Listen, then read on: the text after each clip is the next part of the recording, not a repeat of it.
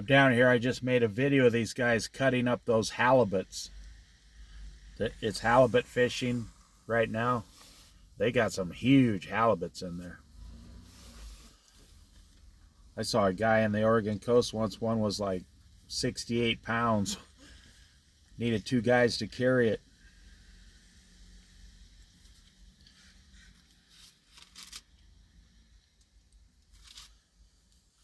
Ecclesiastes verse 7. This is profound beyond what you can imagine. Believe me, it is. A good name is better than fine perfume.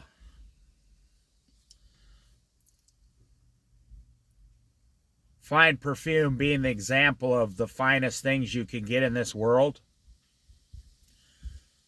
A man with a good reputation is more valuable than the things you can get in this world. A good name is better than fine perfume or a fancy car. In other words, God is saying, now this sounds exactly like Jesus right here. Jesus would be speaking to the crowds, and he would be saying, why are you worried about wealth? You should be worried about your reputation. And he would be saying it's way more valuable. You see, your reputation is what other men see. I want to say that. Your reputation is what other men see you, the qualities of you. There's a guy in town here. Well, there's 4 or 5 of them. And they're bums. They hang out anywhere. They're mostly homeless. They sleep on couches, whatever. They're all young guys too.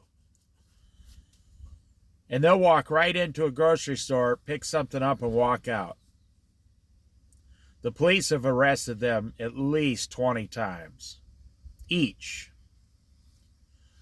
But because of the law changes, nothing ever happens. I saw a homeless kid, a young kid with a brand new Mercedes logo pinned to the front of his shirt. He thinks it's cool that he stole a $400 Mercedes logo off someone's brand new Mercedes. You see, so what is his reputation? You look at those people and you say, what a bunch of scumbags. Yeah. You'd like to punch him in the face, right? Of course. But Jesus teaches us to forgive them. However, we're not talking about forgiveness here. We're talking about reputation. So if that man came up to you and says, you want to go into a business together, you'd say, no, thank you. And you'd say to yourself in your own mind, I know this person has a horrible reputation. If you keep telling people you're going to do something and you don't ever do it, what reputation do they see you as? Do they see you as the person who always talks about it but never, ever accomplishes it? If your wife, what kind of reputation do you have with your wife?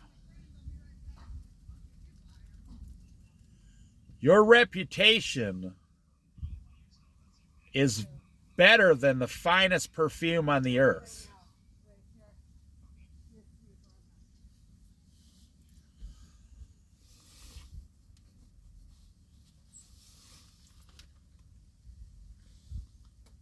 A good name is better than fine perfume, and the day of death better than the day of birth.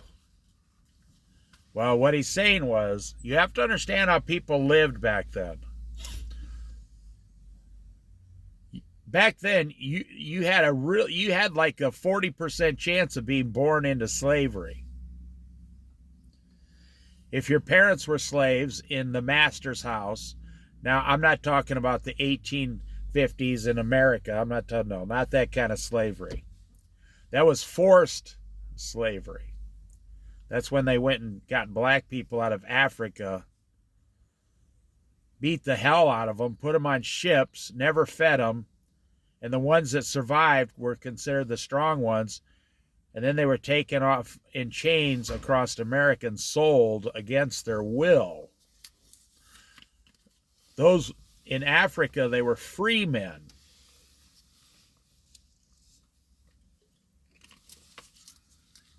They were free. Be like if someone came and kidnapped you at your job and took you to China as a slave for the rest of your life. No, the kind of slavery we're talking about here, it's like a mutual agreement slavery. If you're so poor, you can sell yourself in slavery to a household for 7 years.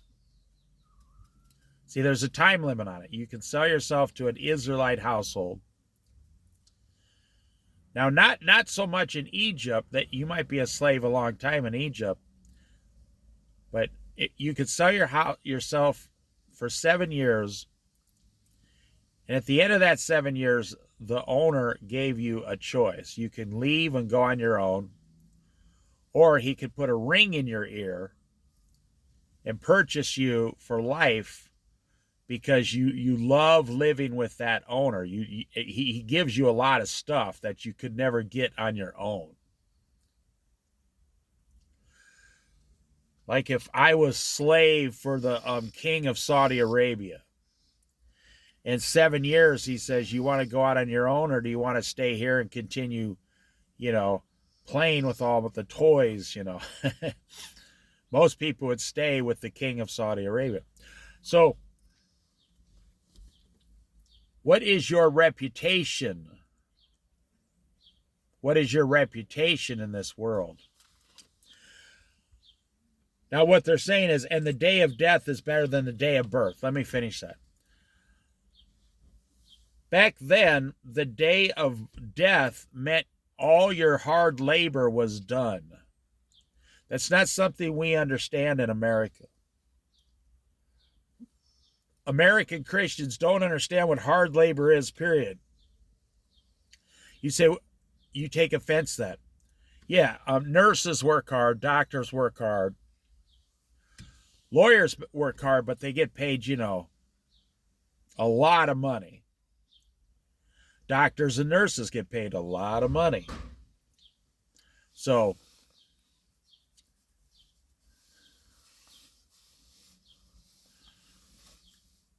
but for the most part in this society, this is the society we create. People have an office job for like the electric company, the telephone company, or you have a service job, grocery store clerk, stocking shelves, or you're in the tourism industry where you just kind of ring stuff up, take care of the customers, the tourists, or you're in the service industry, you pump gas.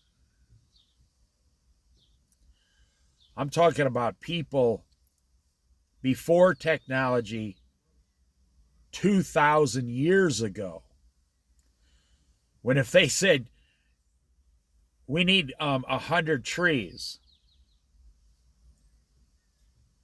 you had to go out by hand with these crude formed metal saws and chop these trees. I mean, it would take weeks. You could get 100 trees in 1 week with today's technology.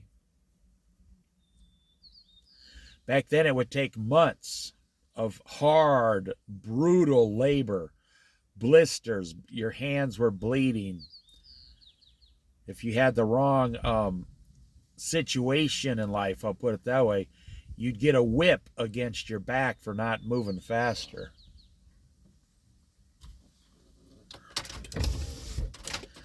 So that's what it says here. That's what it actually means. The day of death is better than the day of birth. because you believe there was a God. Now remember, this was before Jesus Christ. So you couldn't believe in Jesus as your Lord and Savior to be saved. No, you had to follow God's other rules for the Old Testament. So you knew, like you can go over to Egypt today, parts of India, into parts of Iraq and Afghanistan and Pakistan, and you will see people that are just, they sleep on the dirt outside every night and get up the next day. And I don't mean homeless people like in America. I mean millions of people who just sleep in the dirt every day. They can't afford a bed. They don't have a house, but they do work. And they're just considered like animals. I'll put that. They're considered like a donkey or an ox. So when a person like that dies, I'll tell you a true story. It's going to blow your mind. This is the perfect time to tell this story. This is a true story. There was a man in World War II. I believe he was an Indian from India. Not an American Indian, an Indian. And the Germans caught him and put him in a prisoner of war camp. And in this camp, you know, that you were beaten severely, and this man, they needed someone. Back then, all the poop and pee, all the waste that would come out of your body went into this cesspool thing they had set up. And it was like a small swimming pool. And it had drains on the bottom that were always clogged. And they had to have one prisoner. This is a true story. I learned it. I heard this story from a very reliable pastor. They had to have one man walk in the poop like 6 hours a day, back and forth, and with like a brush clean out the drains so the poop would drain out. I don't mean to sound gross. I'm just telling you the way it is. And the poop would come up to his shoulders. Yeah. And he had these Germans would stand there, you know, with machine guns, but they would stand like 30 yards away. They just couldn't stand the smell. Or that guy was interviewed. That guy survived that and went back to India and lived his whole life. And someone interviewed him and they asked him, "How did you survive that?" And the man said, I'm not making this up, "I volunteered for the job." I want you to understand what I'm saying. The man said he volunteered for the job. And the person interviewing him said, "Why would you ever do that?" He said, "Because all the prisoners get beaten all the time and whipped and punched, broken arms, broken legs." He said, "I said to myself, I will be the smelliest person here. No one will ever touch me again." And the commandant of that prisoner camp said, "Whoever takes the job gets double food rations." So he volunteered for the job. He volunteered for the job. He got double food rations. That's how he survived. He ate very well. And he smelled so bad, the German soldiers never hit him or beat him again, ever. They didn't want to go near him. And here's the thing. Now listen. Now you think you got problems in life. This man said, now here's the moral of the story. Now, I wasn't even telling you the story for any of that other stuff. He said he volunteered because he knew he could control his mind. He said he told himself that he was in a beautiful swimming pool every day and that it was a benefit. I mean, once you get in there for a while, the smell doesn't bother you anymore. It just is what it is. Yeah, this guy controlled his mind to the point to where his mind believed he wasn't doing what he was doing, that he was actually in a swimming pool on vacation eating double meals every day is what he convinced himself. And that's how he survived. So if you're a slave or forced labor or a prisoner of war, and that's your situation for most of your life, since the day you were born into it, that's why they say the day of death is better than the day of birth. Because the day you start working, the day you're born is the day you start working and slaving. The day you die, all your labors are gone. Now, the American Christian is in love with money. That's their problem. And they have all these excuses like, well, it takes a lot of money.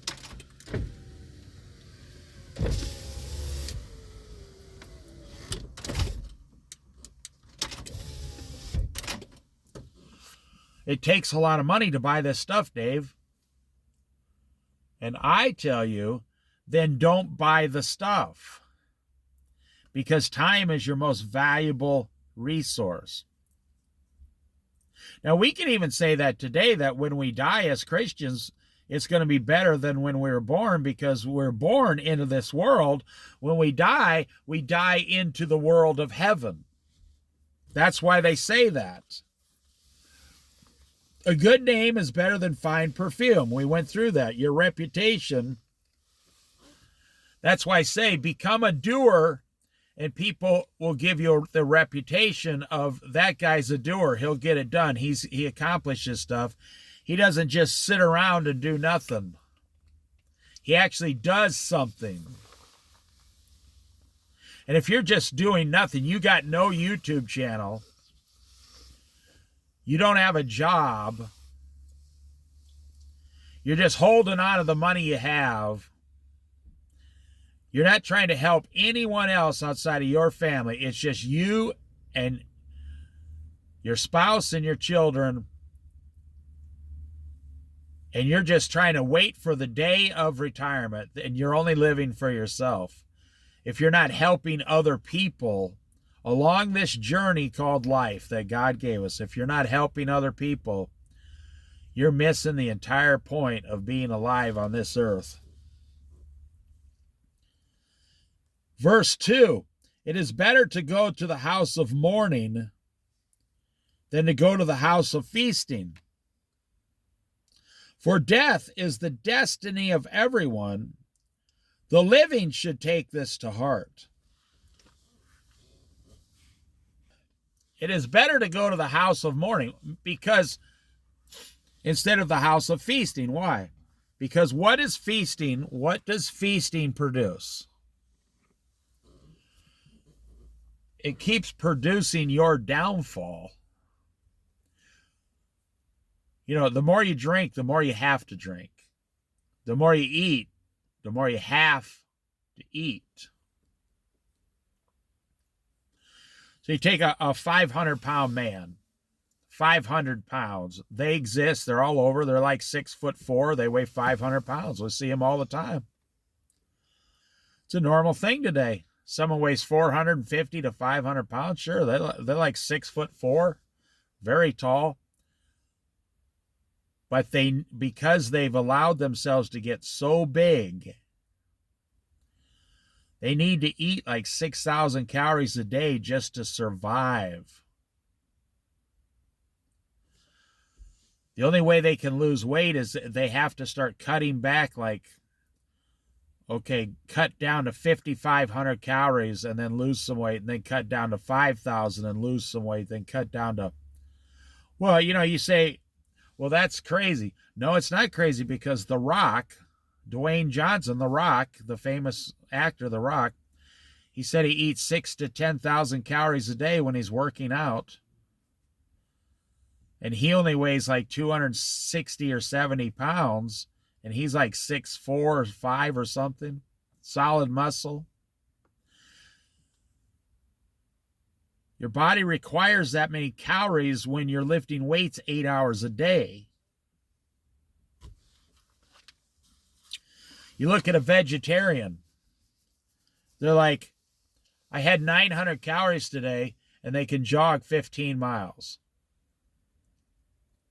Because they trained their body to do it.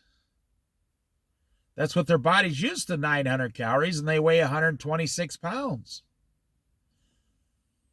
And they could jog that in a race, no problem. It's all training. That's why it says it's better to go to the house of mourning than go to the house of feasting. Because you are always... You see, feasting is like, oh, I'm going to live forever. Sex, drugs, and rock and roll. Pleasure, pleasure, pleasure. I'm going to live forever. And there are people, I see them, they actually forgot that they're going to die very soon. You see, when you went to the bank to get your house loan, did you say to your wife, why are we buying a house? Because we're going to be dead in 40 or 50 years. Did you say that? No, you didn't say that. Because that would have put a whole new perspective on, well, dang, if I'm going to be dead in 50 years, let's say you got a house when you were 25 or 30, you say, I'm going to be dead in 45 years. Why would I buy a house? Why would you? I mean, seriously, why would you buy a house? I'm always fascinated when people keep talking about slavery in America. You put yourself into slavery today. You get a job, $25 an hour. Those jobs don't exist around here. So you get some job, $25 an hour. You pay $5 in taxes per hour instantly. You bring home $20 an hour. And so you bring home 20 times 40 is $800 a week. 35,000 a year. Bring home. And then you go get a house payment for $15,000 a year, half of what you bring home. And then you claim, we just bought a house. We own our own house now. You don't own anything.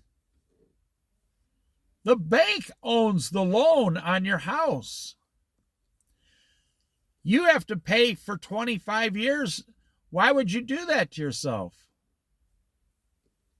Well, we read here, every labor is because a man envies his neighbor. Well, our parents had a house. Our friends had a house. That's the American way. It's so funny. That's only been the American way since the 1950s. That was never the American way before that. You ever driven down the highway in across southern New Mexico? There are Native American Indians there still living in cardboard shacks, and I'm not making that up. Every Indian reservation you go to, there are people living in cardboard or wooden shacks, like pallet houses. I think with modern technology, people are starting to figure out we don't need a house. We could buy this $30,000 motorhome and live in it for 10 years. And then sell it for $15,000 and get another one. You know, I saw a motorhome recently, 36 foot. From the 1980s. It was an executive model with all hardwood cabinets, everything. Even had hardwood flooring in it. They said for sale by the original owner because he's too old now. This thing only had 65,000 miles on it. All brand new tires. The guy, this was his pride and joy. He kept it up all these years. But he never drove it anywhere except for local places. This thing cost $100,000 when he bought it brand new in like 1989.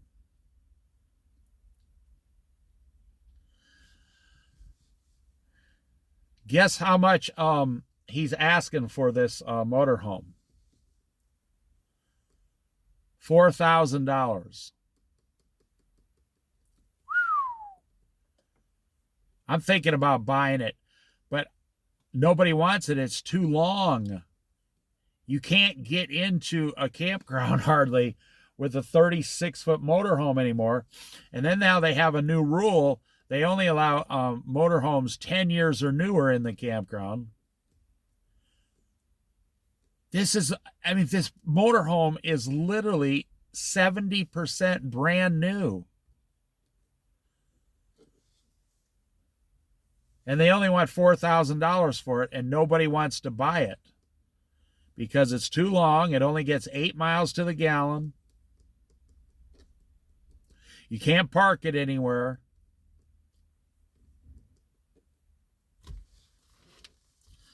Listen, a good name is better than fine perfume.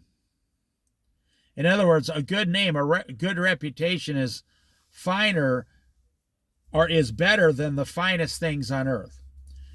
And the day of death is better than the day of birth because most people were slaves back then. They were born into slavery. So if you were born into 70 years of hard labor servitude, you would look forward to the day you were going to die and go be with God. Yes. Just makes sense. It is better to go to the house of mourning rather than go to the house of feasting. For death is the destiny of everyone. The living should take this to heart. I'm going to end right there and make a short one. So what are all Americans living for? They're not living for God. I don't care what you say. The Christians aren't living for God. A lot of Christians are. I'd say 70% are not. They're living for their house, their car. They don't care what you think about them because they love themselves. And if you don't like them, they will just go buy a coffee and make themselves feel better, and they will forget about you. You also have to understand, I'll end with this. Back in the day where you were born within a group of people, say 1,000 people in this little village, and that's the only people you saw the rest of your life. You couldn't travel around and see all new people. You could have a bad reputation in one part of the country today, and I could drive across the country and start completely over and get a whole different reputation. But back then, they spent 70 years in one little village, and whatever your reputation was, that's what it was. And if you had 999 other people thinking you're a jerk or a bad person, you're going to live a really horrible life. Look at the news. Young people die every day. Famous people die every day, not old ones. They're 30 years old. Look at the guy on Friends. That guy just died very early in his 50s.